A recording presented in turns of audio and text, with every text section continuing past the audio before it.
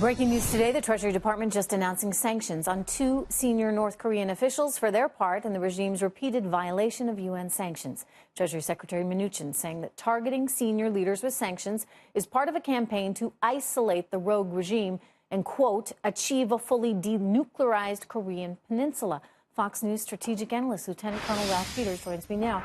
And, Colonel, is that at all in the cards? Can we achieve a fully denuclearized North Korea? Well, Trish, let me just take a moment to wish all my fellow Christians an inspired St. Stephen's Day. Today we celebrate the feast of the first Christian martyr. Now to North Korea, where there may be plenty of martyrs in time. The sanctions approved by the UN last week showed the good side of the UN, why it's useful to us at times. Because although Russia got them watered down a little bit toward the end, nonetheless, the restrictions on export of North Korean coal, their primary export, on them sending slave laborers abroad, basically, to earn hard currency, restrictions on oil imports, that will really hurt. That's why North Korea is so angry. So that is good news. Anything that might possibly halt this short of military action is good news.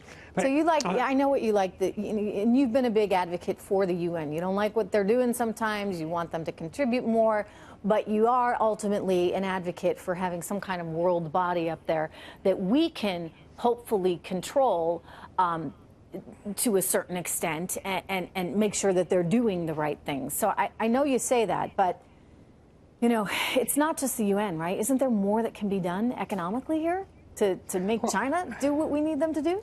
Well, certainly, you know, the tougher we get with China, the tougher China is likely to get with North Korea.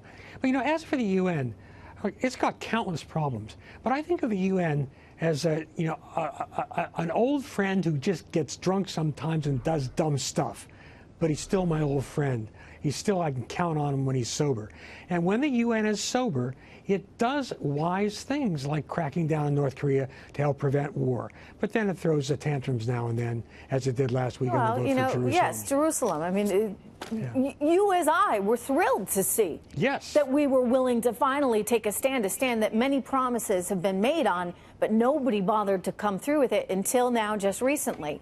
And now we've got Guatemala also saying that they'll put the embassy in Jerusalem. So, you know, more and more countries, 10 now, I believe, are recognizing it, and more will. But yeah, the UN up to its old tricks, and just, you know, Nikki Haley's saying, okay, guys, we're shutting down the money spigot to the tune of $278 billion. Yeah, indeed, and that's a worthwhile thing, but I want to be clear to viewers, because the news today has been a bit hazy. This was not a sudden response to the anti-U.S. Jerusalem vote. These cuts have been, the $285 million, have been negotiated cuts. We've been working for quite a while now to try to get the UN, which is the poshest country club in the world, to crack down on lavish spending and concentrate on its core missions. And so that $285 million, believe it or not, is less than 5% of our budgetary contributions, but it does send us an important signal that, hey, you can't just waste the American taxpayers' money endlessly, and you've got to deliver results. So, and the results would be North Korea, in your view, right now.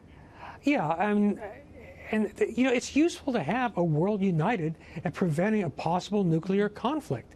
And again, although the Russians undercut us a little bit this time, even they finally got on board. So the UN, it's important to recognize its limitations. Don't expect perfection, but if you have realistic expectations, the UN is a useful tool for the United States when the chips are really down.